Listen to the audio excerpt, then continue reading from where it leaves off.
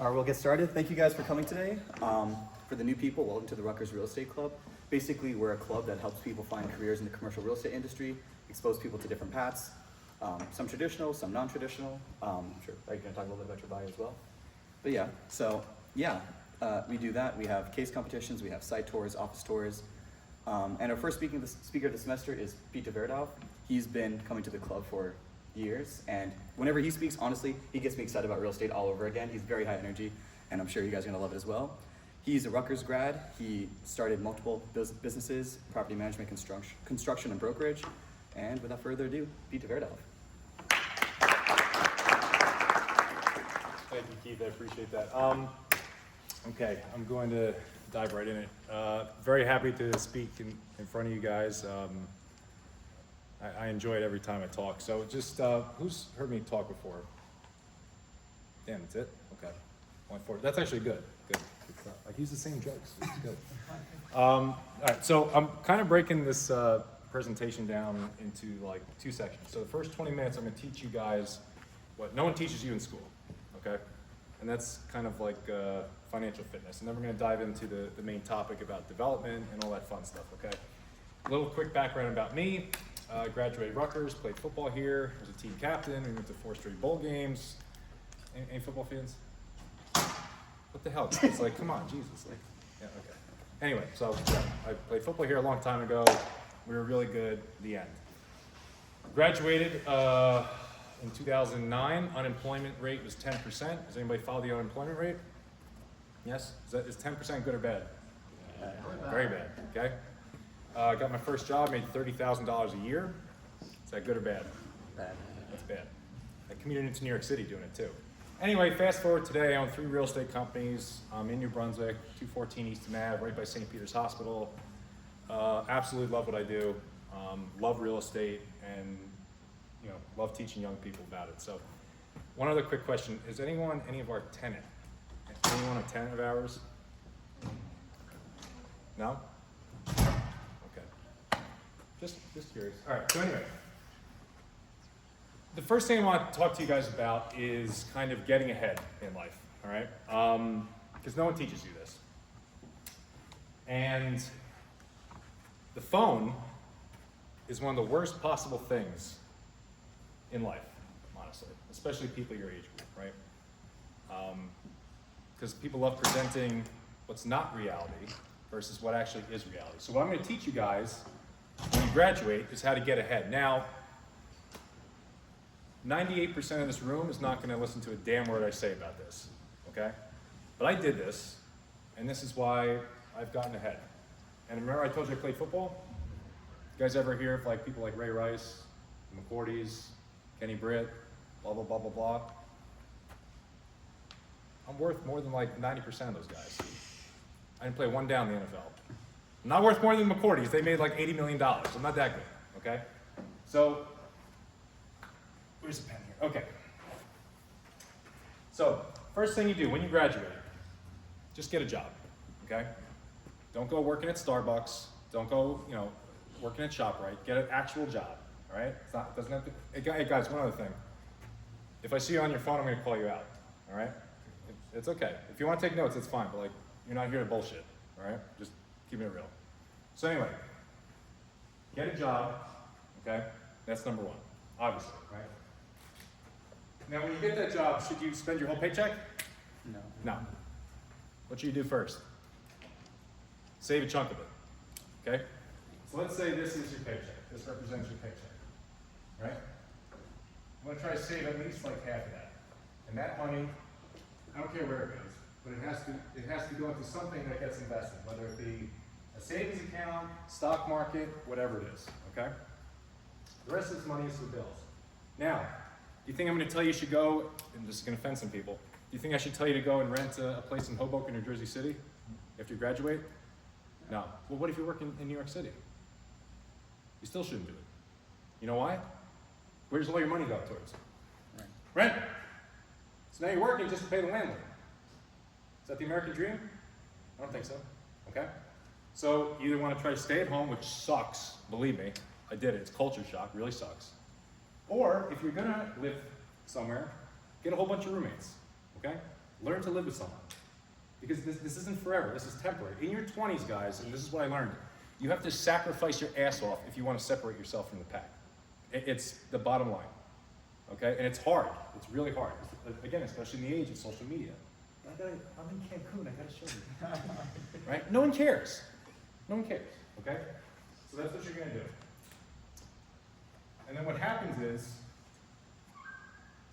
right? Let me think of this for a minute. So this is income. This is time. Actually, I think I got this backwards. No, I think I got it backwards. So over time, in theory, what should happen to your income? Should it go up or down? Why would it go up?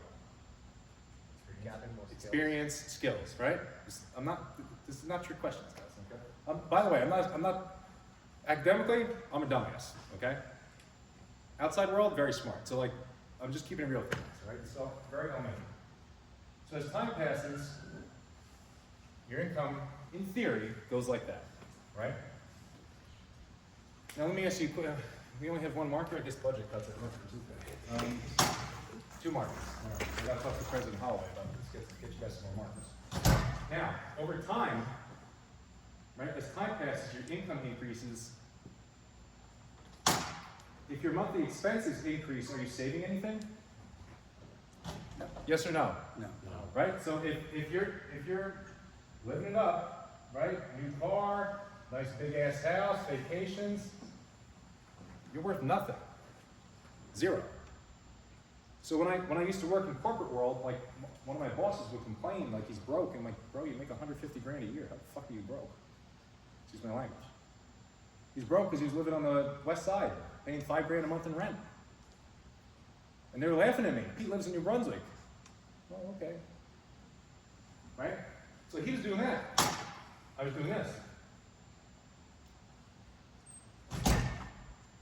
You guys see a difference? It's a big ass gap, right? Now, stay with me. As your income increases, this stays the same, right? You're still giving the same percentage and you're still investing it. As you're making more money, now you're investing more money, right? And this just happens to be what I did. I would buy houses. You know what? Who here lives off campus? Okay. You live there, right? What do you pay your landlord with? Money, right? Yes? You following? Okay. Right? So I put this money in this terrible house in New Brunswick that's falling apart because you guys will pay money. Cool. Now, that money I invested, that makes money. Right? So now this money I'm investing, this pot gets bigger. And you guys can probably see where I'm going with this. And so on and so forth. So if you stay disciplined financially, and you start investing your money early, whether it's in houses, it's in stocks, don't pour it into the 401k, it's a horrible idea. I'll get to that in a minute. But live like a peasant, that's what I've told people, and just sacrifice. Don't worry about impressing anybody, okay? And what you want to do is save that difference. And over time, as you're saving that difference, you'll start investing money that pays you. So this is what happened to me. So I bought my first house in 2014 in New Brunswick. Complete dump. Complete dump. You guys complain about your houses? Complete dump. And, you know, within a year, I was like, huh. So I think I want to buy another one of these. And so, like, you know, I would make more money at work, save my money, and then I bought another one. And any money I made from that house, I just kept putting it in the same pot, saving money, and then I bought a third. And what else happens with real estate? What typically, does real estate go up or down historically? Up, okay? Now this is why I love real estate. You can borrow from it, all right? You can't do that with stocks unless you have a ton of money in the stock market, okay? So maybe I would borrow from it and then buy another house or refinance. It's just, there's so many powerful things you could do with real estate, which is clearly why you guys are here, right? So as I did this, I'm getting paid money each month from my investments while working my regular job, right? And then guess what? I worked a second job. I worked on Wall Street, by the way, guys. I drove Uber, I bounced. Yeah. It's like I'd be driving Uber and people would be making fun of me. I'm like, oh yeah, okay. Okay? But I hustled, right? So now I was balancing 2 plates, making money from my job, second job, and investments. And one day, this true story, I'm standing there waiting for the E-train. And by the way, I told you, like, don't live in Hoboken or Jersey City. When you have to commute into New York City, a long ass commute, it sucks. It really sucks. And you don't want to do that your whole life. It's awful. I truly feel sorry for the people who do that. And my father-in-law did it for 40 years, God bless him. I don't know how the hell he did that. But anyway, I was standing on the E-train, you know, I'm like thinking about, you know, investment or, I forget what I was thinking about, but I remember sitting there, I was like, I don't think I need to work this job anymore. Because all my investments pay my mortgage, pay my car payment, pay this, pay that, pay the other thing. So like I was so used to doing this that like I woke up 10 years later and I was here, right? So I quit. And all the people who were making fun of me, all of a sudden they were like, well shit, what am I doing wrong? It's like, I don't know what you're doing wrong, but I wish you a lot of luck with this job, see ya. And the rest is history, right? And then thank God, that allowed me to start all the businesses I've started, right? It's a lot easier to start a business when you have a cushion to fall back on. But this is the other reason why investing is so important, guys. When you have a cushion, the first thing it does is it gives you what's called mental freedom. Anybody know what that means? That's okay, nobody. So when you're working a job, you're almost like walking on eggshells. You're like afraid to like do anything wrong, or like, I don't want to say anything wrong to that guy. You're like, ooh, she looked at me funny, like, right? The first thing I got was mental freedom, like, you know, like I loosened up, like I wasn't so worried. And then the second thing it gives you is financial freedom. When you don't need the job, right? Like, you're a lot looser, it's a lot easier to work. And a lot of people don't have that. Why? Why don't they have it, Pete? Because they're here. So if they don't kiss their boss's ass, they don't get that raise. They need that raise because they're living like this because they have to impress everyone on social media. Do you guys see what I'm trying to get at? This is the truth, guys. This is the God-honest truth. So people my age, my wife's age, like, they would be making fun of us, and then a couple years passed, they shut their mouths real fast. And dude, I don't drive like a fancy car, I live in a nice house, it's modest, but like, they shut up. And I just keep focusing on myself. So this is the biggest takeaway I could give you guys out of tonight, honest to God. All right, and I know it's boring and it sounds very simple, but sadly, most of you will be here. And those of you who are here, it's really nice. It's really nice. You guys have any questions about this? You mentioned how 401k plans are horrible. Could you elaborate on that? Yes. They're not horrible, okay? 401k plans are a good thing. They help lower your tax basis, all right? They help you invest. When can you touch that money? How old? 59. It's like 65. Just invest in a brokerage account. When can you touch money in a brokerage account? Today. You're still buying stock. Now, there's not the same tax advantages, no. But like, if I put all my money into the 401k, could I have bought a house? No, I can't touch it. It's good for my kids, right? When I'm 65, I can finally touch it. It's great. Like, it'll be 10x what it is today. But for me, like, just put it in a brokerage account, okay? And then the other big takeaway, again, don't try to impress people. Don't worry about where you live. And I got news for you guys. Those of you who don't have a boyfriend or girlfriend, I'm really not trying to pick on these 2 towns. You don't need to move to Hoboken, Jersey City to find somebody. Look in the room. There's men and women in here, right? They're everywhere. Believe it or not, they're everywhere. Okay? I'm serious. Like, people think, oh, you know, I'm single. I have to move to Jersey City. I'm like, what? No, you don't. You know? So like, Save as much money as you possibly can. Do not try to impress people. And then grind your ass off in your 20s. Okay? Don't just, like, one job is not enough. Bartend, be a server, Uber, I don't care what you do. But that's how you're gonna get ahead in life. And that's the God honest truth. All right, so that's the appetizer. You guys ready for the main presentation? All right, cool. So,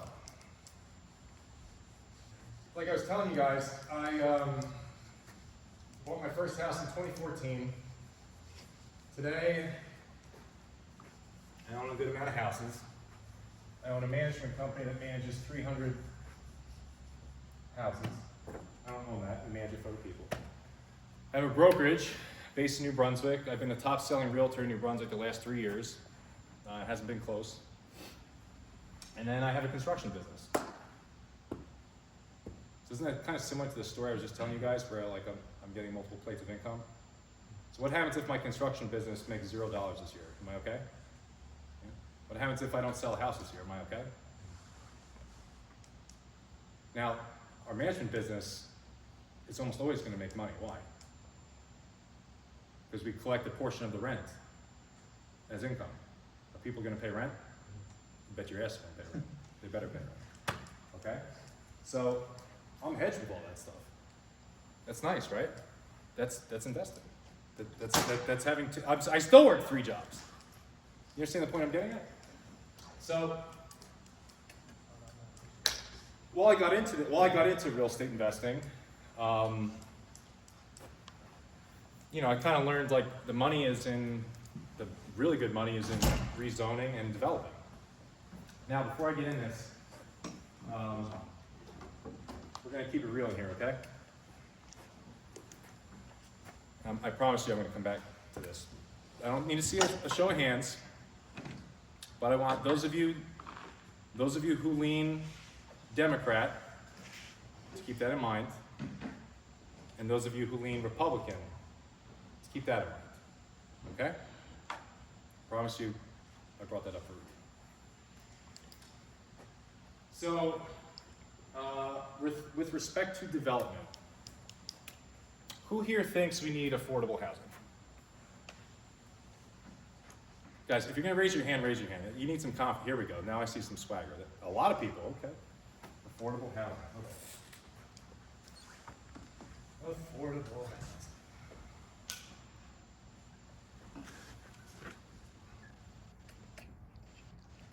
Okay. Who here can define affordable housing? Nobody. Keith? Housing that is subsidized through tax credits to be, and then forced to have lower rent. But Yeah. Now, like, affordable housing is like a very broad term when you think about it, right? Because affordable housing is like, shit, if I can afford it, right? Affordable housing is like dirt cheap rent. Like, it's hard. I don't even know how they qualify for it. It's incredible how you qualify for it. Frankly, you don't want to qualify for it, right? Because that whole thing I was telling you about, that doesn't exist for you. But yeah, so affordable housing is one. Who here wants, you know, more energy efficient homes? Okay, energy efficiency. Yeah. You guys ever hear the EPA? One guy. Okay.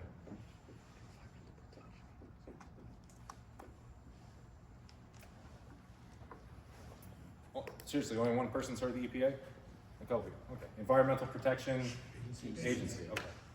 Are they important? Yeah. Why are they important? Regulations to protect the environment. To protect the environment. To protect the earth. Okay. Okay. Who here thinks we should have rent control? Ah, bunch of capitalists in the room. One guy. Just one guy. Okay. Guys, just be yourselves. You know, it's okay. I'm not gonna throw rotten fruit at you. Rent control. Okay. Who here thinks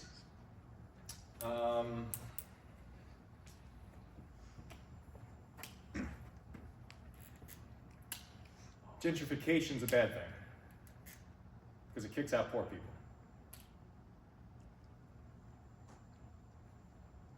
Okay. Okay. Is New Jersey a red state or a blue state? Blue state. Meaning Democrat. Leaning Democrat. Okay. Just checking.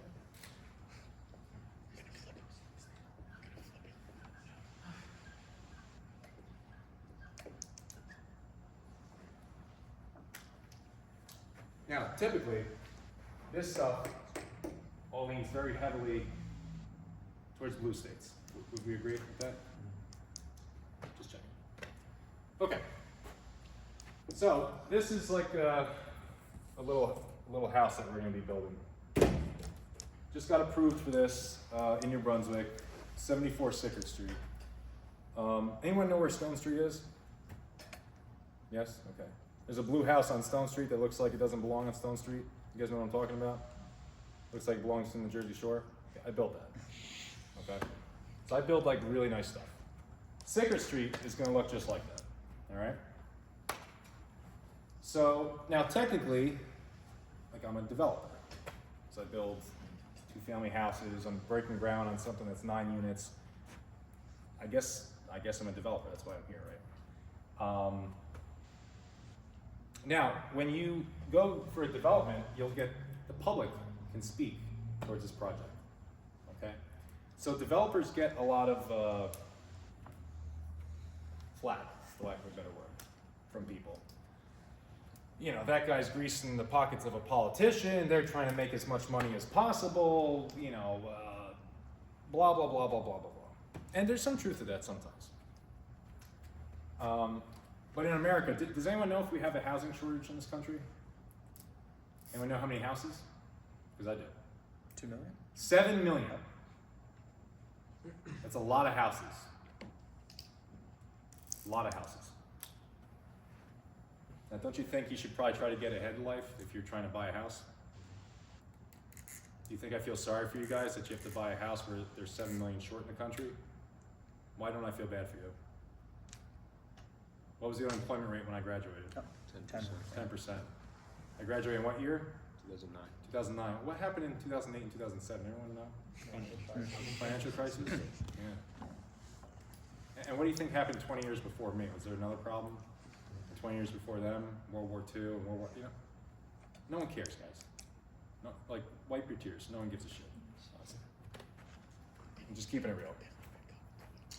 So anyway, to build this little 2-family house, there's something called soft costs before you even build a house. And this is what I'm going to explain to you guys, and other people will explain this to you as well. What are these called? Blueprints. Who makes blueprints? Architects. Architects. Do architects work for free? No. What do they ask for? Money. Money. Money. They ask for money. Anybody here want to be an architect, by the way? It's a good profession. Okay.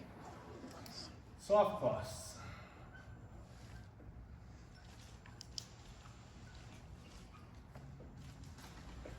Architect. Okay. Now, what's connected to the house from the street? You drink it. You use it to shower. Water. What else is connected? Sewer. Okay? The architect does not draw that. Someone else draws that. It's called a site plan. All right? It's like a little bird looking over the site. They draw out the water lines, the sewer lines. EPA, wait a minute. They don't want any stormwater running into the street. Do you know why? Because we want to prevent flooding. It's a noble thing. So they put these things in called dry wells. It's a big plastic cylinder. And all the water from the gutters runs into a pipe and it goes into the dry well. Never hits the street. That's all drawn up by a site engineer. Do they work for free? No. What does it cost? Money. Money. Okay.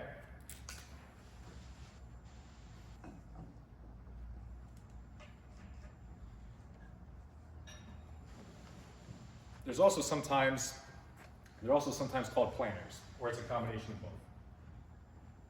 Now, depending on the project, that could be really expensive because a 2-family house is not, at the end of the day, it's on a little piece of property. What about this building? You think there's a big site plan? There's a parking lot? You guys know they have regulations based on like how much service area you have in a parking lot, how many lights you have to have, and all the drainage you have to have, right? Like it's a big puzzle to put together. Now, you got your architect, you got your engineer, cool. Technically, you could submit this to the town. You'll never get it right. So you have to hire someone called an attorney. Do attorneys work for free? No. What does it cost? Money. Okay. Anyone know what attorney charges per hour to do something like this? Shout out a number. 300. 70? 200. You're fired. 400? 450? Well, we got a cheater in the room. Yeah, 400. 400 an hour. Maybe we should all become attorneys instead. Okay? Now, you package all this together and you submit it to the town for them to review it. Town's got to wet their beak too, guys. I hate to break this to you. So they charge you an escrow review fee. You know what that means? It's a fancy term for we're going to charge you money because we can charge you money. So we're going to charge you money, Pete. So you have the privilege of letting us crap all over this application you just submitted, because that's what they do. Anybody have any idea what that costs? A couple thousand. Depends on the scope of the project. One project I submitted, 15 grand. And guess what happens? If you keep going back and forth with the town, that drops to zero and they go, hey Pete, you owe us another 15 grand for the next review. Okay? Okay. Now, this is the easy part. Now you go before the board. So you go before a zoning board, okay? And you present your application, and you know, I stand before the board all confident, but really I'm like, okay, I'm like crapping my pants. Because this is all what? Money. Now now I want you to think about something. What have I really done here? This is no different than, in theory, going to AC. I'm just placing a bet. Let's see if the town will give me this beautiful 2-family house. That's what I did, right? And I felt confident, and I barely talked at this hearing, but basically this is our argument. Zoning Board of New Brunswick, would you like these lovely college kids to live in a 130-year-old fire trap that's a complete dump? Or would you like them to live in a brand new, energy efficient, safe house, which by the way, you're probably gonna hit me triple on the property taxes? It's really no brainer when you think about it. It sounds like approved, cool, got approved. Now the fun starts. New Brunswick has something called PILUP with a P. Then there's PILOT with a T. Does anyone know what a pilot is? It stands for payment in lieu of taxes. Who here knows what the verb is? Okay, you guys are doing it like a shame. Is it like a scary place or something? Okay. The verb got a pilot. And you get a pilot, basically you go to the town, you're like, look, like you're not gonna drill us on the property taxes. We're gonna negotiate, we're gonna agree to pay X property taxes. Now, some people might say that's evil. Oh, they got a tax break. These rich people are getting a tax break. Well, let's think about this for a second. You guys know the size of the verb? It's a humongous building, okay? What was it, 8 stories? I don't know. Probably more. 9? Yeah. There's like 600 something beds in there. Does anyone have any rough idea what the property taxes are for that building? It's like $1 million a year.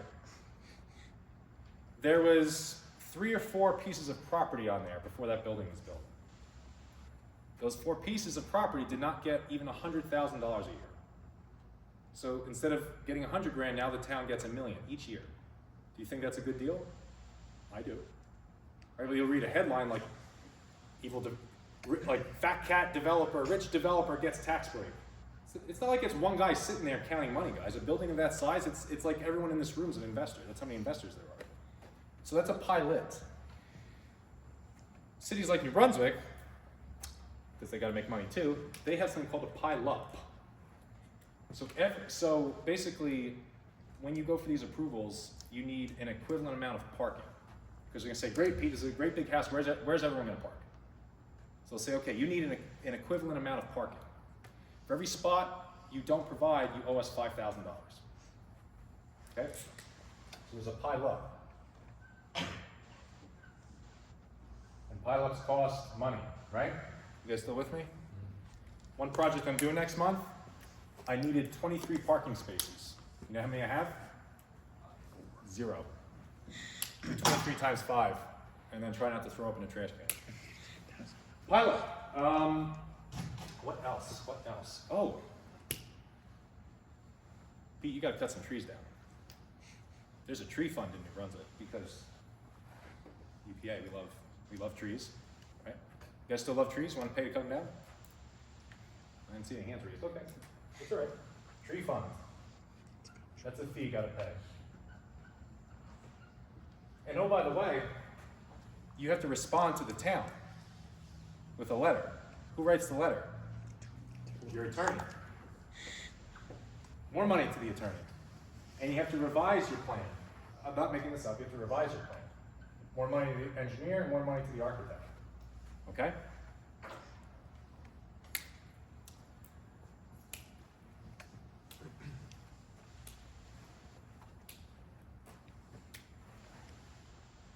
Now, back to the water and sewer. You have to disconnect it, right? When you knock a house down, do you think you have to cut the water and sewer line? What happens if you pull the house out of the ground with the water and sewer line connected? Guys, open your mouths, think. What happens if the water and sewer line connected to the house and you're pulling it out of the ground? What's going to happen? It's going to be like something from Looney Tunes. Okay, it's a problem. So you got to disconnect it. You also have to pay a fee to disconnect it. Okay, so there's a water sewer disconnect fee. Now, if there's a disconnect fee, do you think there's a connection fee? Yeah.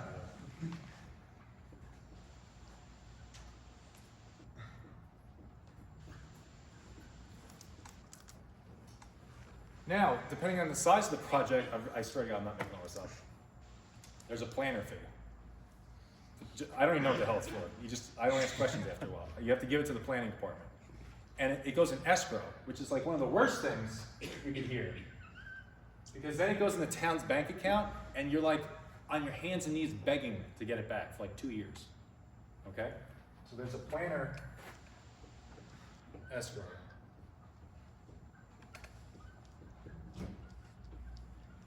Now, as you're doing this, you're getting your architect plans together, okay?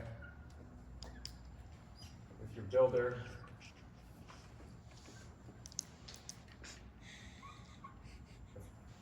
That's a pretty good builder. Okay, that's your architect plans. But in New Brunswick anyway, they can't do anything until the engineering department signs it. Okay? And I was just talking about this with somebody. So engineering, so say, talk to your engineer and your planner. I need to see an estimate of what everything on the site's gonna cost. So for site plans, there's, again, think of this house. For site plans, there's a driveway, so there's blacktop. There's the dry wells, there's the concrete sidewalks, okay? So you give them this big estimate and they go, great. But we need an escrow, because what if you walk off the job? We need a little bit of money up front. So we have to give the engineering department an escrow fee. Oh, I hear sighing.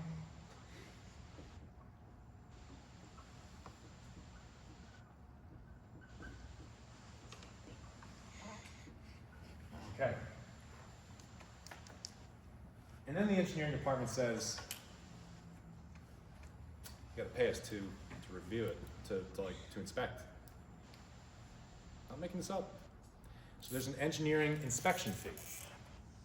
And let me tell you a little bit of how that goes.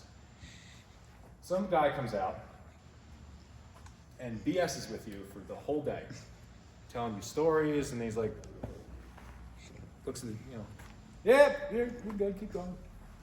So as long as your guy knows what you're doing, like, you're fine, right? So, oh man, I'm gonna squat down here. I might have to start writing on the wall. Engineering inspection fee. Are these a lot of fees, guys? Yeah. Yeah. Now, like two-thirds of this room wanted affordable housing, right? Let me pause right here and ask you guys a question. Have I started building the house yet? No. Have I even knocked it down yet? No. Okay. Is this a lot of money? Yes. Is this a lot of regulation? Yes. Okay. I'm not asking for an answer. There's two political parties. One likes regulation and one doesn't. All right? And for the record, I'm an independent, so you can't be like, oh, we got a Republican talking. Okay? I'm just keeping it real with you. It's damn near impossible to build affordable housing because of stuff like that. Unless you get a tax credit, like Keith said. But even if you get that tax credit, that project, you don't make any money for a long time. Okay? I've paused right now. Now, any of you who are doing this, right? Do you think you should be making money doing this? Yeah. Because this is just money. What else have I not talked about that this causes? It's an S. Stress. Stress. Shit's stressful. Let's continue. Come on, everyone. We can do it. So, we got all of our fees lined up, all our ducks in a row. Our builder's like, he's been in he's been in the excavator for 2 months waiting to knock this house down. So now you knock the house down, right? Well, actually, let's wait a minute. How are you gonna pay for all this build? What do you need to do? Investors, maybe, yeah. I heard someone say a loan. A loan from where? Your uncle? A bank. A bank. Okay, a bank. Let's call it Bank of Pete. Bank of Pete.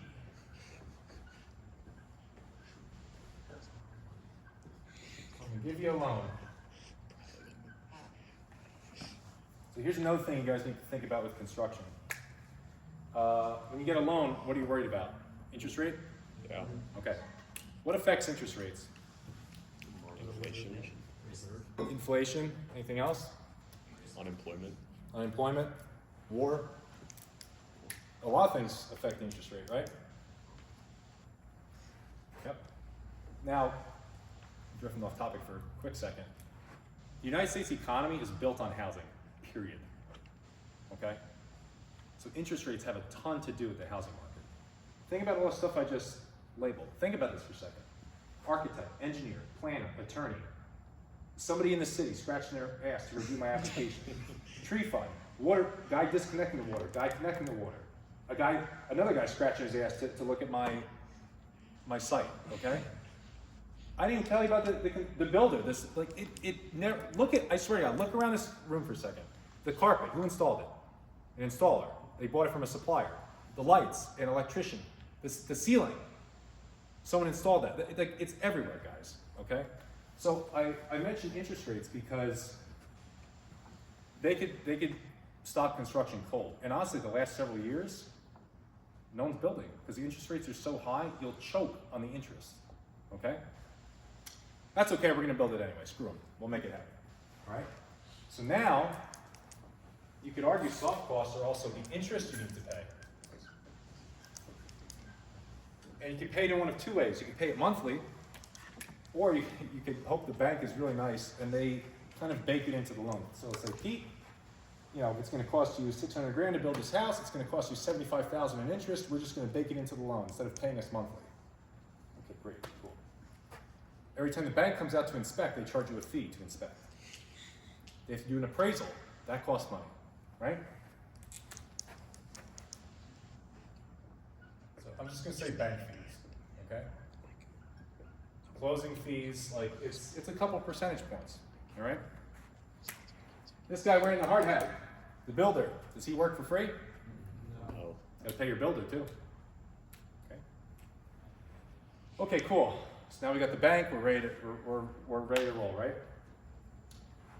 So now we've knocked the house down. Okay? Anybody have any idea how long it takes to build a house? This table, one of you, give me an answer. 2-3 years? No. That's a good try. Usually like 6 to 12 months. 6 months is like lightning. Like 9 to 12 months is more realistic. So like 9 to 12 months of interest. All right. Now, if you didn't take a loan, oh, excuse me, even if you did take a loan, what else do you have, as a property owner, what else do you have to pay for the property? The tax? Property taxes, no matter what, even if it's land, right? More soft costs. Okay, and then once the building's built and you're constructing it, there's utilities. There's it's called builder's risk insurance.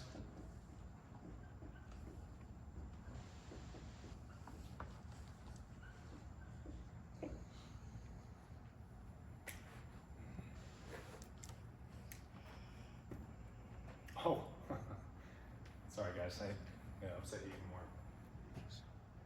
EPA. Now I love clean air, clean water, very important, okay? The EPA has gotten completely out of control, and I'm gonna explain to you how. If you try to get rid of dirt, it is incredibly difficult, because no one wants to take it. Why wouldn't a company or a dump site want to take dirt? I've asked them, why don't you take dirt? Like, dude, the EPA. The EPA puts such restrictions on dirt, and how much you have to go through to make sure it's clean. Pete, we won't make money taking the dirt. Just find a place to put it. Isn't that kind of problematic that I can't put dirt somewhere? Now, I get it. Like, not everyone's a good person. There could be a bunch of dirt that's filled with oil and toxins and blah, blah, blah, blah, blah. That's not good either. But that's problematic. And so what do you think that does to the cost of construction if I have to dig for a foundation? It's expensive goes up. It's expensive to move the dirt, okay? So dirt's another one. Dirt. Are you kidding me? Who would have thought, right? Sounds stressful. Now, when you're building this house or this building or whatever the hell is getting built, is everything going to go 100% to plan? No. No. Let me tell you guys a quick story. The first house I built. It was actually the house on Stone Street. Guy comes to knock the house down. He takes off the siding, basically stops and walks off the job site on me. He's like, I'm not knocking this house down. I'm like, are you kidding me? Like, there was an excavator parked on Stone Street, and the guy left. And then all hell broke loose. The town got called. It was an absolute disaster. What do you think I did to the guy? Sued him. I killed him. Right? I had to find another guy. Now, do you think it's like going to the grocery store and you just like get a box of cereal and like find another guy to knock a house down? You think that's easy? Yeah. Even if you do find that box of cereal, you think they could do it tomorrow? Yeah. No, I must have called like 40 guys. So what I did is I wound up paying probably 40% more to knock that house down. Did I learn a lesson? Yeah. Yeah. So I have a friend I grew up with. By the way, I love telling people this. You know the classes at Rutgers where you learn about building houses? Has anybody seen those classes? Development. You're a bullshitter. There's no classes at Rutgers where you can build houses. Does it develop? It's finance, not the construction management side. Finance, yeah. The point I'm making is like a lot of this stuff you learn by doing, okay? And a friend of mine who builds a lot of houses in North Carolina, he's like, Pete, I've gotten a Harvard education on building houses. What do you think he meant by that? Is a Harvard education expensive? Is a Rutgers education expensive? Yes. Yes. He learned by all the mistakes he made. And so have I. I'm probably like a Middlesex County college education, but I've still learned by making mistakes like that. So as you're building the property, you also make mistakes. And this is what I've learned. Like this house I'm gonna build, and I've gotten really good at building, I've never built it. I don't know where the mistakes are. And I could study these plans and study them until you walk in and you see something framed, you're like, well, that doesn't look right. And then as a builder, you have to watch the guys that are doing the work because some of them, they don't think.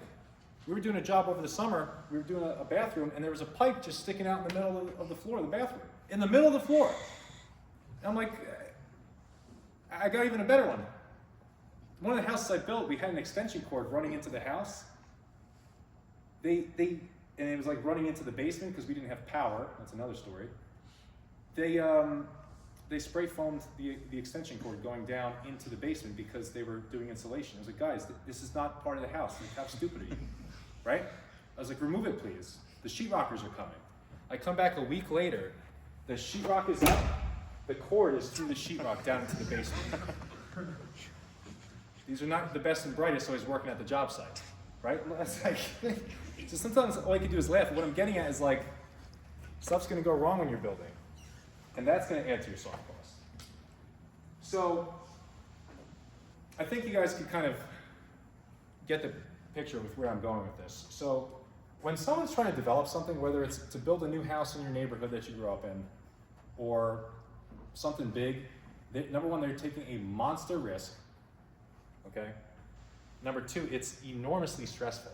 And number three, the city and towns do not make it easy on these people, okay? And so, you know, I told Keith, like, let's call it, you know, why developers are not evil, because do we agree this is a lot of money we're spending to build this house? Yes or no? Yeah. I'm not even talking about construction, I'm talking about all this nonsense. It's a lot of money, yes? Yes. Okay, so, I'm a visual guy, right? So this is the most amount of money you could sell this house for, right?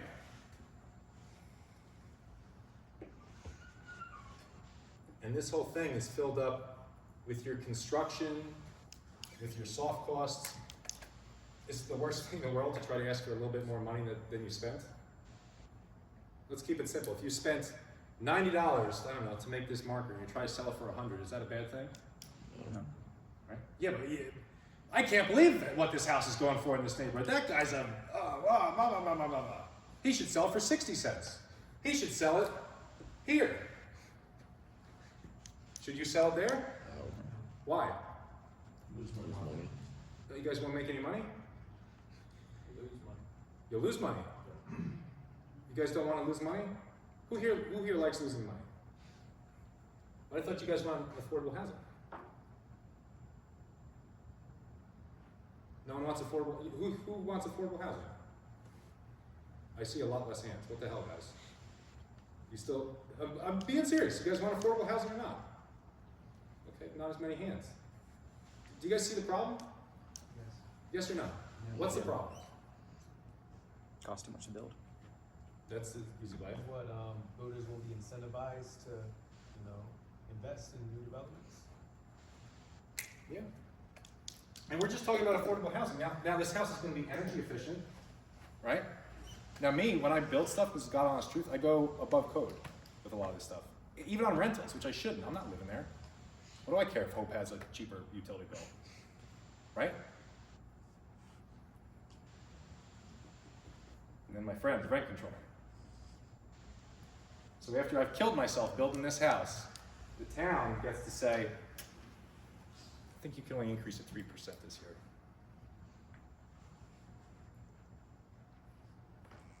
Does that sound fair? No. Even if you think it sounds fair, why would I kill myself to build this house if now I'm capped on like what I can even increase it on? I'll give you guys another example. I hate to keep using this house, but it's just such a great house. It's a beautiful house. The house on Stone Street. I already have people who want to rent it for like 2026, begging me to rent it. What's the rent, Pete? What's the rent? I'm like, Jesus Christ, the other group hasn't even moved in yet. I don't know what the rent is. They'll pay whatever. That's supply and demand. Who here likes economics? Who here likes basic economics, supply and demand, right? They will pay 10-15% over what I tell them today. Why? Because it's the nicest house in town. It's the safest house in town. It's a really cool house, by the way. You guys would love it. Okay? But they'll pay whatever. They want it, right? Nope. No. 3%. 2%. Right? So I just want you guys to think about some of this stuff because, and listen, like in our state and federal government, like there's, you know, not everybody who's a Democrat all wants this. Just like not everybody who's a Republican is like, oh, we hate this. But you guys have to understand, because this is the truth and people don't talk to you about this, like it's very hard to be pro-regulation and for affordable housing. It's an oxymoron. You can't do it. The only way you could do it is tax credits, and honestly, a little bit of luck. Okay, and that's my 2 cents on it. Now, going back to this example, this was for a sale. You know, what if we want to rent it? Depends on the project. Like, let's forget the 2-family, for example. Let's say we're building 100 units. What will a town or city might make you do if they give you approvals? Anybody have an idea? Reserve floor for rent control? Or reserve floor? Not quite, but they'll say you need to have a certain portion of this as affordable housing units. Because, I don't know if anyone's heard, anybody heard of like the Mount Laurel zoning? Wow, that's awesome, okay. So basically, years ago, Mount Laurel was, you know, in a nutshell, they were basically like, we don't want poor people. We don't want poor people in this town, all right? And so, in a nutshell, they kind of call it the Mount Laurel decision. So, like, if you have a certain amount of units that you're building, the state will require you to have a portion of them be affordable units, which, hey, I'm cool with. I better be getting a tax benefit to it, though. Oh my God, Pete's that capitalist pig. I'm not a capitalist pig, guys. This is my market. If I build them affordable, now I'm here. Why would I build? Why would I build? Who here wants to do all this and lose money? Raise their hand. On top of the stress and be bald by the time you're done with it. No, you guys don't want to do that? I thought. Do you understand what I'm getting at? I'm just keeping it real with you guys. This is the truth. And people don't talk about this. But this is reality. Right? So, and this is why when you see like new, you know, like new luxury apartments, oh my God, I can't believe how expensive those apartments are. I can, because I know how much it costs to build the darn thing. It's a fortune, right? And this is America. They're allowed to make money too, guys. Okay, it's not, you know, a communist country. But just to educate you, that's why they do it. So the Verve, I'll go back to the Verve. The Verve's got probably the highest rents in the student housing market. Why? Cost the most. That's how much do you think it costs to build the Verve, guys? I think that thing sold for like, I could be making this up, like $2 billion or something ridiculous like that. It costs a lot of money to build it. So they have to charge a lot of what? Money. A lot of rent. All right? It's just reality.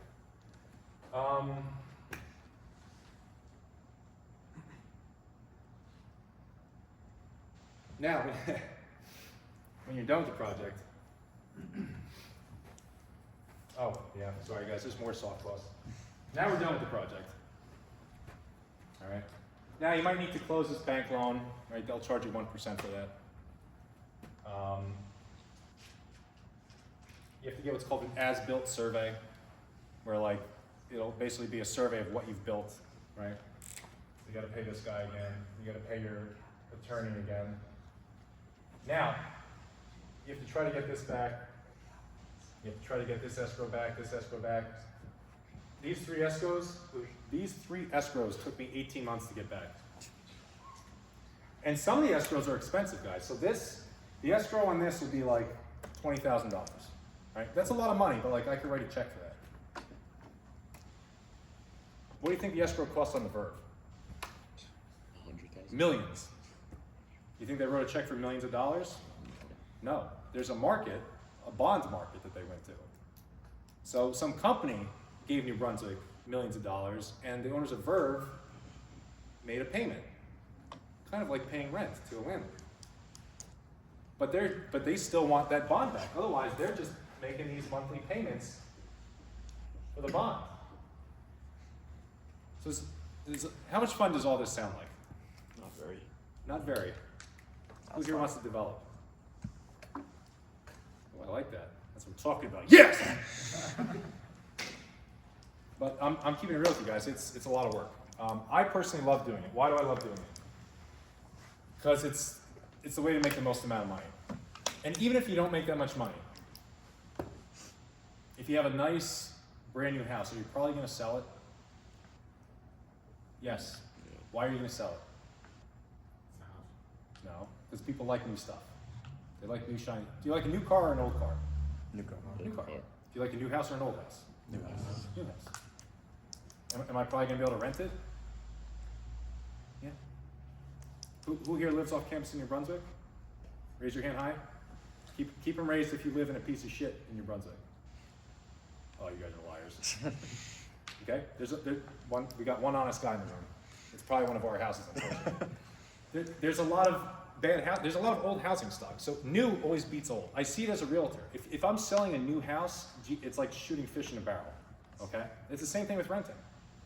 So that's why I like to do it, because if everything goes wrong and I don't make money, I'll be able to sell that house, I'll be able to rent that house.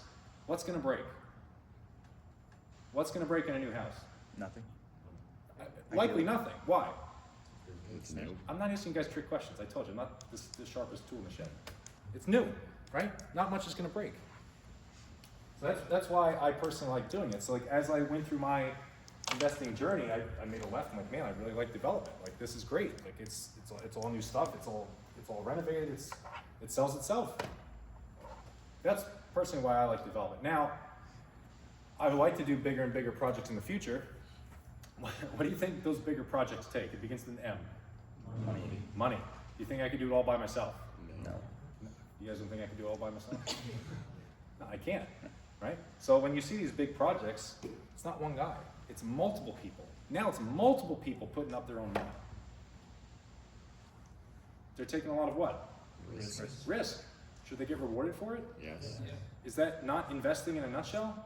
Yeah. Is that no different than you buying Apple or Tesla or Bitcoin, right? That's what the cool kids get, I guess, right? Bitcoin? Yes or no, is it, right? Yeah. You're taking risk. So you should be rewarded for that risk. So anyway, guys, in a nutshell, it's not easy. Love to do it. Now, to learn more about it, I mean, they have zoning board meetings in New Brunswick every month. They have the minutes that you could read. They actually have some of them on YouTube. In your own town, you can read the minutes. So next time you're talking to your mom and dad, like, oh my God, honey, would you believe this project that's getting built right behind our house? Blah, blah, blah. Like, well, Mom, slow down a second. Can I hear the whole project? Like, you know, is it just a house or are they building a gas station behind our house? You know, there's a big difference. You know, but a lot of the general public has no idea about this. They just see a brand new house. They see on Zillow that it sold for $400,000, and then they see on Zillow two years later, $1.1 million. That guy made $700,000. No, he didn't, you moron. There's a lot involved. He probably made like $100,000 if he's lucky. Oh, I forgot one other thing. If you make money when you sell that house, what's left? Taxes. Taxes. Who here likes paying tax? You guys don't even pay tax. I'm not gonna. Real schemes. Same thing. All right, guys. That's all I got. I'm not going to keep rambling here. Are there any questions about what I've been talking about? Yeah, you mentioned you started with like just buying houses.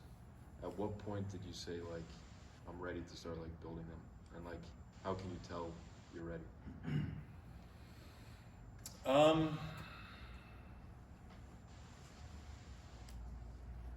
I think it's something I always wanted to get into. I will tell you this. No builder would help me. For whatever reason, a lot of people, am I right or am I wrong? A lot of people don't want to help you develop. They won't. This shit I'm giving you guys, excuse my language again, they won't tell you this. I had to figure this out. They don't tell you this. I swear this is true story. I asked one guy in New Brunswick who built houses, I was like, can you give me like 3 things like for building houses? He's like, bro, it's easy, you just build it. I was like, thank you, very helpful. You know, I would ask another developer a question. Oh, that's amateur hour, Pete, like the questions I was asking. As if I'm gonna build 1,000 houses in New Brunswick. If I'm lucky, I'll build 1 a year. You know, so it's hard. And like when I don't know when I was ready. It's just like I started doing, so you could start, like a development could be like, really anything in my opinion that requires approval from the town. Like a zoning approval or a variance, that's technically a development. So my first development was building an addition and finishing a basement. And honestly, that changed my life. It completely changed my life. And then once I did that, I was like, do I want to do development? That's kind of how it happened. Can you talk a little bit about the balance in your early career when you were still working a full-time day job and how you managed these things on the side and how you Yes. What's your name? Matthew. Matthew. It's a good name and a great question. So, go back to like an hour ago, guys. So when you're living below your means and you're investing in your stuff, do not tell a damn person about it. Just shut your mouth and keep it to yourself. And I'm gonna tell you why. Because in corporate America, and this is a true story, you know, Matthew's doing pretty well. I don't think he needs as big of a raise, or he doesn't need all that bonus. Keith's like a bum. He really could use the money. I'm serious. Don't mention you don't mention that to anybody. So like that's kind of how I did it. And then like eventually, like if you take it to the extreme I did, like you're gonna have to pick at some point. So after a while, my boss was like, bro, why are you leaving your desk every 10 minutes to answer a phone call? It's like, the thing. Yeah, and he knew. He was like, Pete, eventually you're gonna have to pick. And in my head, I'm like, dude, I already picked it. I'm like, I'm out of here in 6 months. And that's biding my time. But it's not easy. I commuted to and from New York City, guys, for 11 years from New Brunswick. It's a 90-minute commute one way. And then I got to the point I was managing like 70 apartments and then selling. I don't know how the hell I did it, honest to God. But I was in my 20s, so I was just focusing in on hustling my butt off. That's actually.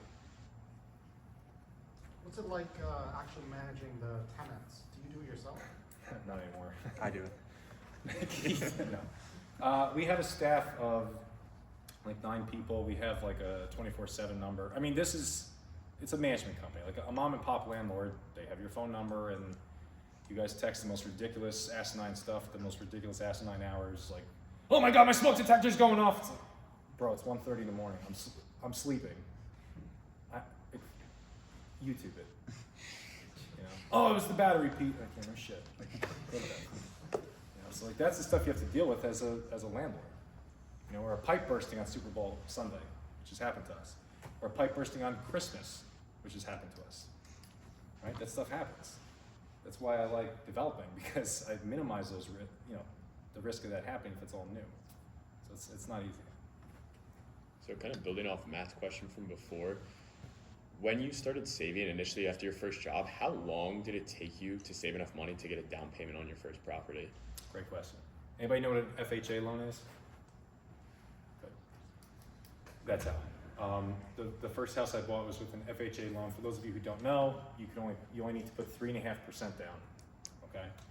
I got very fortunate, given the housing market, but I bought it with an FHA loan. So like at the time, I put $20,000 down, and then I invested like another $20,000 into the house. That's all the money I had. It was like 40 grand. And then as rent came in, I kept reinvesting into the house, and then the house went up in value, and then I started getting rent from that, and then again I was hustling, so I was able to kind of recoup it pretty quickly. But that's why I go back to, you have to sacrifice in your 20s, guys. It's hard to save money. Who here has student loans? Raise your hand. It's okay. Don't be shy. I'm not stupid. So you guys have student loans, right? I was lucky. I played football here. I was good at football. You know how much debt I graduated with? 0. Now you guys really hate me. Okay? Guess what? Some people in this room, your parents pay your student loans. Same stuff. Like, that's son of a gun. No one cares. Okay? Because guess what? I married my wife. She had a bunch of student loans. What happens when you get married? Are they her loans or my loans? Both. They're both. So I got student loans anyway. So that's why I go back to that point. You have to, how are you going to get ahead if you're not sacrificing? Think about it. You could take these vacations and make it look great on Instagram and live it up in your 20s, and then you're going to be 30 and broke. You're going to make $100 grand, and you're going to be renting. You got to sacrifice somewhere. It's reality. All right, I'm wondering, how do you do research on a region, find opportunities, and also try to evaluate, all right, is there gonna be good demand here? Repeat the first part. All right, so say you want to get some properties, right? And I want to learn techniques I can do to research an area, see if it's worth investing in, see if it's worth looking into, or if it's not, I should avoid it and look somewhere else. Yeah. I would say look in areas you're familiar with. That could be where you grew up or where you're planning on moving to or getting a job. Don't overanalyze. Don't have analysis paralysis. And also, like, use your gut, right? Like, if it's Friday night and you're in a downtown of whatever town, and like it's packed, like, okay. And if you see a bunch of buildings going up, like, okay, things are happening here. You know, don't overcomplicate it. And like people like, oh, I'm gonna invest in the Midwest. New Jersey's no good. Like, I don't know. New Jersey's good for some of us. Somehow, some of us make it work, right? Like, everywhere's good. You know, like it's a matter of finding a niche. But don't overanalyze. That's what I would say. So you mentioned in the beginning you invested $20,000 into your first house.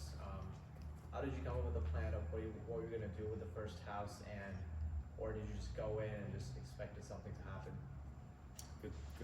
Good question. Good question. So to backtrack, the better question is, how did I have 20 grand to invest, right? Because who here is listening? How much money did I make my first job? 30,000. 30,000. Was I commuting into New York City? Yes. Does it cost money to commute into the city? Yes. Pete, how'd you make 30 grand? How stupid were you, Pete, is the question you guys should be asking, okay? Now, like over a year or two, I got bonuses, I made like 50 grand. The first 2 years, I lived at home, I slept on the couch. I didn't have a bed. My brother had my bedroom. And that couch was not comfortable, guys. So for 2 years while I was making that money, I saved $1,000 every month of like, let's call it a $40,000 paycheck. Let's call it a $48,000 paycheck, which it wasn't. 48 divided by 12 is 4, right? Pre-tax, it's 4. After tax, I don't know, it's like 32. I was basically saving a third of my income. I told you guys 50%, I lied, I was only doing a third. But that's how I was able to get to 20 grand, okay? And then, to your point, who here has a boyfriend or girlfriend? Okay. I've seen stuff on social media that's very true. Like, one of the best investments you could ever make is your spouse. It's a shame my wife isn't here to hear me say that, but I'd score so many brownie points right now, but it's true, all right? And my wife went to Rutgers, and this is a true story. We were like at the kitchen table one day, and like she was trying to figure out where we're gonna move because she was doing a residency, blah, blah, blah. She's like, wouldn't it be funny if we moved back to New Brunswick and rented to college kids? I was like, And like 2 months later, we bought a house there. She cried on the way home because of how bad it was. It's like, we're gonna be living here. And the rest is history. So, did I know? No. But to go back to his question, I knew the area. I lived off campus. I was like, wait a minute. I was like, what am I missing with this house? Like, something's wrong. And it turned out it had bed bugs. So yeah, it's okay. And it had roaches. I'm like, well, okay. And it had squirrels, and okay, and rats, and mice, and there were squatters on the second floor, and they were smoking potheads on the third floor. Okay, that's enough. And then on the first floor, they had 10 people living in a 4-bedroom apartment. It's like, babe, I think we're still gonna buy it. And we bought it. So, yeah. And to add on to that, it took me an hour and a half to change a doorknob. This guy who just gave this presentation on development, it took him an hour and a half to change a doorknob. What am I getting at? You guys could all learn how to do this. I didn't know how to change a doorknob. I mean, I did, it just took me a really long time. These doors are tough in your brother if anyone's worked with them. All right? So, I hope that answers your question. Do you do commercial? And if not, why? No, because I don't know it. It's a completely different animal. The only commercial I would do is like multifamily, but the building is different. I don't have the insurance for it as like a contractor. I sell a little bit of it, a little bit. I don't get into that world too much though. After you did your first couple of properties, how were you able to like scale your business into what they are now?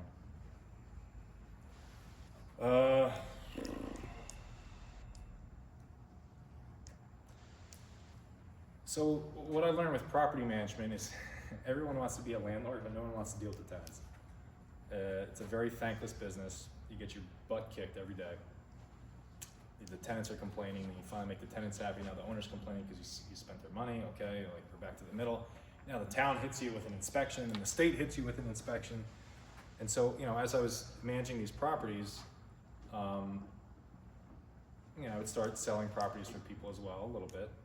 And then I'd be like, Keith, dude, your bathroom is a disgrace. Like, we can't rent this. We gotta update your bathroom. Okay, Pete, fine. Like, you don't anyone who could do it? I'm like, well, he can. Okay, Pete, manage it for me. I'm like, cool. So like, so I gave Keith a new bathroom. I made $0. And I did like 2 or 3 of these. I was like, I should probably be making money doing this, right? So I started a construction business, and just started working for my clients. And if you're good at something, there's not too many people in that area who are good at it. So like, there's not a lot of guys who could do the work I do in New Brunswick now. And it's not just New Brunswick, we're doing stuff in Manalapan, we're doing stuff in Basking Ridge. But basically our business grew by becoming very niche. So like, and I've struggled for years kind of defining like what this company is. Like, what we are is like, we build wealth for people. We help people create wealth. And we work with real estate investors for the most part. I could sell your mom and dad's house in 5 minutes, that's easy. Selling a 4-family dump in New Brunswick with rats and roaches and bed bugs running around, that's hard. That's way different. So that's, it kept evolving into what it is today. Steve, what's up? For your 2-family development on the board there, rough idea, short-term, long-term return on investment, how does that work with all those costs you outlined? Yeah, that's a good question. I mean, I look at it number one of like how much equity I'm going to have in it, right? So if, I'll keep it real with you guys. This land we bought for $670. It might cost us, let's call it $630 to build. How much is that? My math whiz is 1.3. I didn't include any of these soft costs. So now it's called 1.4. Do you think it's gonna be worth more than 1.4? Yeah. It better be, or I screwed up. Right? So like, there's equity, and then there's something called cash on cash return. Anybody know what that is? It's very simple. And this is why like all this crap that they teach you, all these huge spreadsheets, very simple. Cash on cash return is how much money did I invest in this and how much am I making each month? Because if you think about it, that's real, right? Like, I'm investing 100 grand, I'm only making $3,000, that's a 3% return. Anybody know the return of a savings account? It's 4%. Savings accounts don't call you at 3 in the morning about their smoke detector going off, okay? So like, at some point you need to figure out, like in your head, if you're gonna invest in real estate, like, how much money do I want to actually make to do this? Otherwise you could just put it in QQQ or VOL. So that's kind of how I do it, Steve. When you were beginning your business, how were you dedicating every hour of your day to like developing your business, or did you have like some leeway for like some personal things, or? I mean, while I was working, it became a tough balancing act after a while. I mean, look, while I was working, I was like, I got to take care of my job, otherwise I'm gonna get fired. That's not gonna help anybody. But thankfully, I worked for a micromanager my last stint.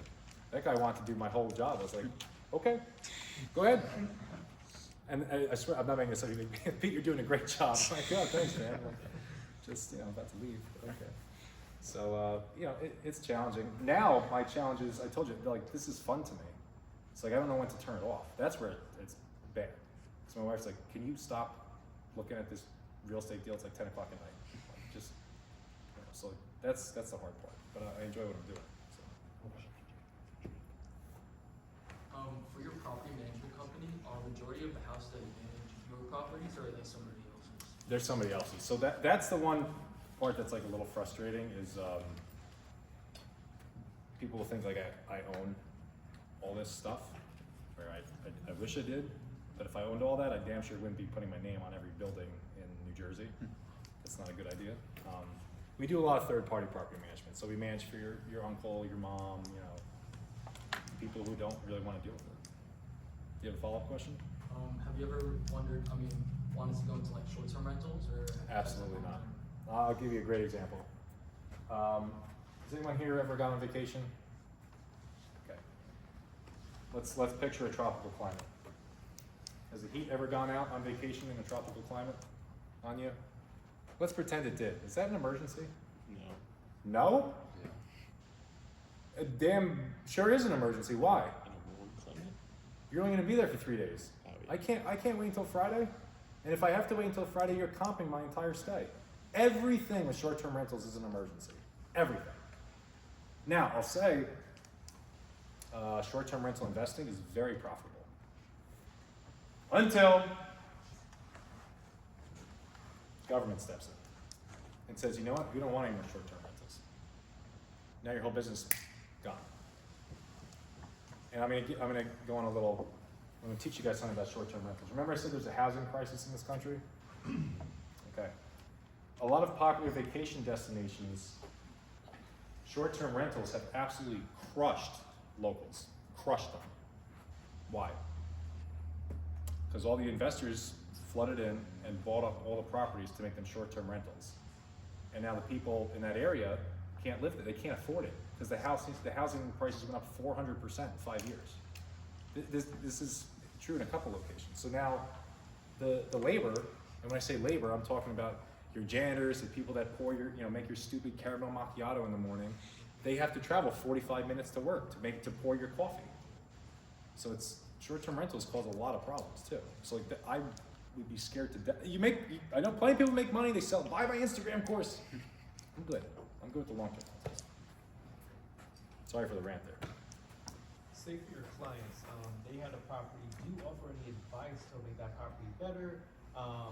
Or could you also say, give them information about the area so they can better their investment? So what I've learned about property management is everyone's different and not everyone's me. And what I mean by that, like me as a landlord, like I'm pretty fair for the most part. Like I don't try to nickel and dime people to death. Like I'm not stupid either. Like if you broke something, you're gonna pay for it, but like I'm fair. There's other landlords that I've worked for, no matter what breaks, tenant's fault. Well, it's not the tenant's fault. Nope, tenant's fault, tenants have to pay for it. Well, if Mr. and Mrs. Landlord, if you spend, 10% more fixing up this place, you get 30% more in rent. No, we're not, they're just gonna break it anyway. And these are some of the dilapidated houses you see in the area. Those people don't wanna spend a nickel. So as a management company, that's very challenging, because this client, blank check, Pete, whatever you gotta do, make the place beautiful, I want top rents, okay. This client, I don't wanna spend $1, you gotta tell me, oh my God, $100 to change out a lock, that's ridiculous. So that, that's the challenge. So, and with respect to investing, guys, everyone has different goals. Some people want cash immediately. Some people don't. They'll take appreciation. Some people, are your grandparents or your parents who are older. They have a 401k, and now they are 65, and it's increasing so much they take a chunk of it and they buy a house because they're diversifying. Some people do it for tax advantages. I have a lot of different clients that do it for a lot of different reasons. So it's there's no one way to do it. So before you were starting off, and when you were starting off, what of the money that you were putting away, how much did you save, how much did you invest, and did you just do typical stock market, or what was your approach? Yeah, I probably saved about I'd say between 30 and 50%. And I'm very good with real estate, guys. I'm not a very good stock picker. So I know what I know, but my way of investing was just saving.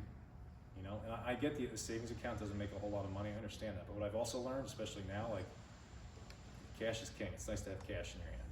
It doesn't mean you can buy a house cash, but it's nice to have liquidity, when you need it. Especially as a developer, because every month I'm writing checks. It sucks. How do you recommend people learn and get into construction and development? If they want to do what you did, let's say. It's hard, man. I don't. It's a good question, because honestly, and this is another thing I'll tell you guys. There's a lot of BS artists out there, especially on social media.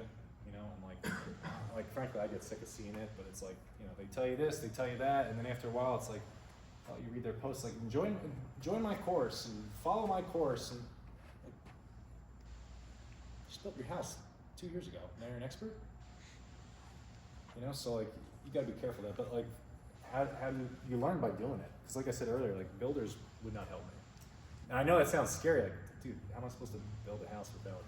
But you don't just graduate college and you build a house, right? Like, you know, maybe eventually you own a home and you do a bathroom, and then you do a kitchen. You gotta get your roof done. Then you gotta change the furnace. After a while, you know what this stuff costs. And then that's kind of how I learned. Like, I did slightly bigger projects, and these projects are not. You don't have to be brilliant to do this. Like, who here is an engineering major? Nobody. Two people. There's 2 really smart people in this room. The rest of you, I don't know. Engineering people are smart. How about finance? Who's a finance major? Oh, okay, all right. Finance major. Who here's a criminal justice major? Criminal justice, guys. Okay, let's have some more fun. Who here scored over 1,000 on their SAT? Okay, let's see who has some guts. Who here did not?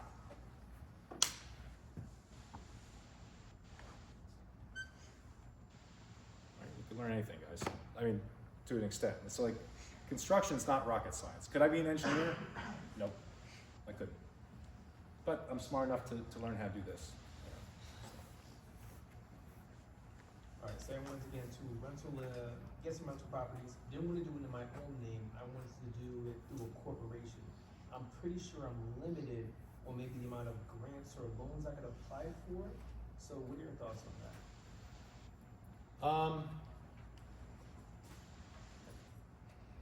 You don't need to buy property in an LLC. It's much easier to buy it in your personal name and get what's called umbrella insurance. If you get $1 million of an umbrella insurance, it costs like $200 a year. It's way easier. If you're a bigger landlord, you own a bunch of stuff, and you don't want people knowing who you are, then you go down the LLC route. But when you own stuff in an LLC, it becomes much harder to finance it. It's much easier to buy it in your personal name. The bank will give you lower interest rates, better terms than if it's 123 Main Street LLC. When you were starting out, did you have any tough days, and like what did you tell yourself in order to like get through it and like let me achieve my dreams?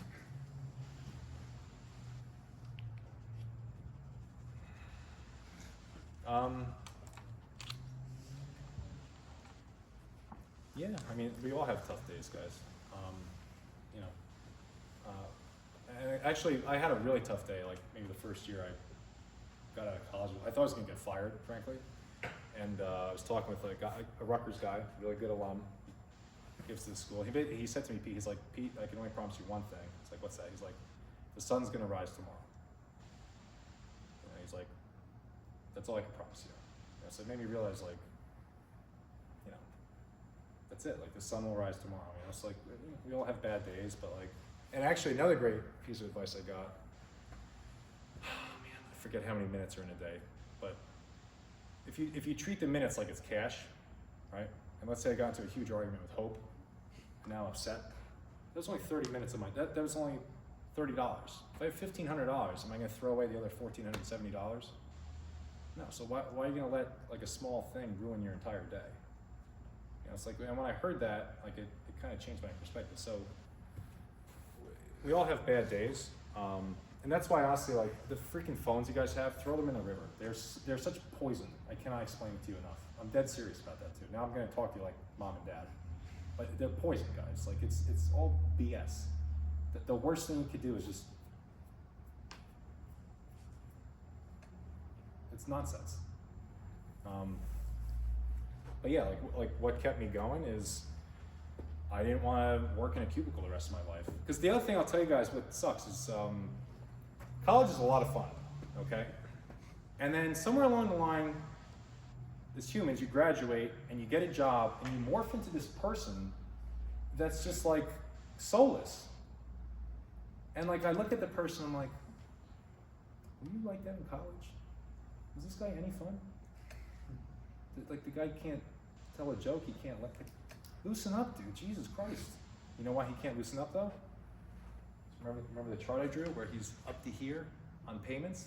That's why he can't loosen up. And that's why I would kind of almost be a goofball at my job. I would take it seriously, but I'd be way more relaxed. Like, dude, relax, man. You can't relax. Because he was trying to impress everyone. He's up to here in payments. So, How do you manage taxes? Are you rolling it to the next property, or how are you managing that? Taxes? Work for the IRS or something? I mean, I could have a whole discussion on this, but 1031 exchanges, I'm a humongous fan of. And in a nutshell, 1031 exchange allows you to take your property, sell it, and you buy another property that's the same value or higher. And if you do that, you pay 0 in taxes. You only pay a tax when you sell. And if you die, your kids or kid inherits it at the value it is the day you died. So if you stay with me here, for example, if I buy a house today for 100 grand, in 30 years it's, I trade up, and now, whatever, in 5 years from 100 to 200, right? I bought another house worth 200. And whatever, in 30 years it's worth $1 million, and I die, my kid inherits it as if they paid $1 million. So if they turn around and sell it for $1 million and they inherit it for $1 million, what's their gain? Nothing. Do they pay tax on nothing? No. Isn't that nice? So my kids are, they'll live pretty good. Me, I don't know. Good. One more question? That's a good one. I know from a developer point of view, affordable housing is hard, but at the end of the day, it's still a really big problem in the U.S. How do we go about addressing this? Yeah. Number one, I think you have to cut a lot of this red tape. A lot of it. You have to make things more loose with the EPA. You have to make building codes a little less strict. That doesn't mean I guess in theory it means less safe, but some of the stuff's just gotten so ridiculous. Because that's what I'm trying to explain to you guys earlier. All this regulation adds up. So if you want all that, that's great, but you can't. It's impossible. The other thing is, this is like a little communist of me, and for the record, we're starting a podcast and we're talking about this. I think single-family homes, like the rentals of single-family homes, should be limited in towns. I think that's a big part of the problem because it restricts the supply of housing. I think the same thing with short-term rentals. I've traveled to Sedona, Arizona, Jackson Hole, Wyoming. The average home in Jackson Hole, Wyoming, anybody know where Wyoming is? It's in the middle of nowhere, right? Great, beautiful state. Average home price in Jackson Hole is $8 million. In Wyoming. Is that problematic? Yeah. Can the barista afford to live there? No. So the baristas all live in Idaho. Does that sound fun? No. In Sedona, Arizona, the average home is 1,500 square feet. The average price is $1.5 million to $2 million. It's all short-term rentals. That's a problem. So it's also very communist when you think about it. It's Pete, who the hell are you to tell me if I can rent my house or not? I get it, I do, but and then the third thing with respect to that is I go back to red tape. If we're short 7 million houses in the U.S., that's today. Next year, it'll probably be more. So we have to build that to catch up. And interest rates play a factor in that. A lot of things play a factor in that. But in my opinion, regulation certainly doesn't help. Quick or after me? It's okay. One more. One more. All right. One more? Sure. Well, I was just wondering, there's also issues in red states, in those cities as well. There's a ton of lack of housing over there as well. Is it better over there, or do you think that there's the same issues? I think lack of housing is everywhere. That's not a blue state or a red state thing. That's a United States thing. And I'm not gonna sit here and pretend like I know how easy or hard it is to build out there. It's all relative. Labor costs are probably cheaper, if I had to guess. I just heard that there was similar issues in Texas and Florida as well, especially now that there's so many people going over there. Well, that's a different issue. So that's more of a demand issue. So for example, in North Carolina, guys, I think in the Charlotte area, they have so many people moving there so quickly, they discovered their sewer lines are not big enough to handle all the demand of the people and the new homes and the development. So now they're rushing to like rip up the streets in, you know, the suburbs of Charlotte to replace the sewer lines so they're big enough. So it's, I guess in theory that's like a good problem to have, right? Like you have a lot of people trying to move into your state, but yeah, that's honestly, it's probably like you should probably have somebody on just to talk to you guys about that, like We have dynamic engineering coming, so more construction focus and stuff like that. So. yeah, about like housing in the United States. 'Cause you could talk for hours about that. So anyway, I'll be here till if you guys want to ask questions. Happy to answer them. Happy to talk in front of you guys. And then just one last thing, I do have an internship available starting in September. Email your resume there. If you want to give me a follow on Instagram, do that. And then this is our YouTube channel. We just have lots of stuff going on about New Brunswick, like construction, development, you know, places we manage, all that good stuff. So thanks guys, I appreciate it. Things I want to say, one, I saw Pete, well, he's been coming for a while, but I saw him last year and I was like, man, like, I have like the finance kind of education, I understand all that side, but I don't know what's behind these walls. I don't know what property management actually looks like. I don't know what construction actually looks like. So I'm an intern with Pete right now, and it's been incredible. Like I've learned so much about like how things actually get built and you manage. So highly recommend it. Second, yeah, if you want to see like how a house is like built and the construction behind that, he has 2 playlists, building and rebuilding. Those 2 homes, his first 2 ones. He went through them last year, and that kind of like walks through the actual like, hard cost parts of the construction. So that's really interesting to see. Also, a couple things I wanted to just mention. This is our schedule for the semester coming ahead. So we have Pete. Next week we have Cornet. Cornet is going to have a bunch of, you can see there the speakers. There's also a few more. There's going to be architects. There's going to be engineers. There's going to be people that Justin sells furniture to like these major office buildings. We have construction. We have engineering people. So again, like Cornet is a great organization. $20 a year for a student membership. You can meet a bunch of people in the industry. You're gonna learn a lot about how like deals actually get done on a little higher scale. You can see your construction, brokerage, lending, a lot of cool site tours. We're actually going behind the scenes at Menlo Park Mall, visiting like how the mall actually works, all the utility stuff for that. And as things move forward, I'm sure we'll talk more about that. And also, we have 2 site tours and kind of like office tours coming up.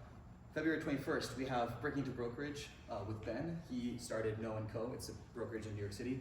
He's going to be kind of going over what brokerage is, what to expect, how to succeed, and also networking with brokers. And they are looking for a bunch of new interns as well as full-time positions. So if you're interested in that or just want to go to the city, then highly recommend that. And again,